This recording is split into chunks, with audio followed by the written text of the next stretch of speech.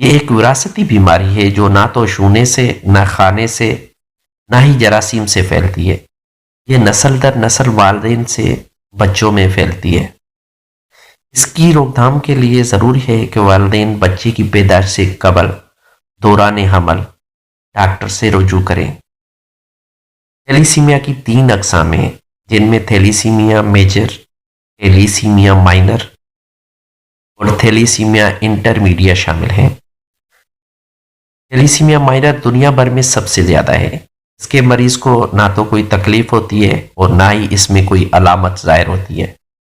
ایسے لوگ ایک مکمل صحت مند زندگی گزارتے ہیں۔ ان کی تصدیق صرف لیبارٹری ٹیسٹ سے ہی ممکن ہے۔ یہ خود تو ایک نارمل زندگی گزارتے ہیں مگر اپنی بیماری کو اپنے بچوں میں منتقل کر سکتے ہیں، جس سے بچاؤ کے لیے آگاہی بہت ضروری ہے۔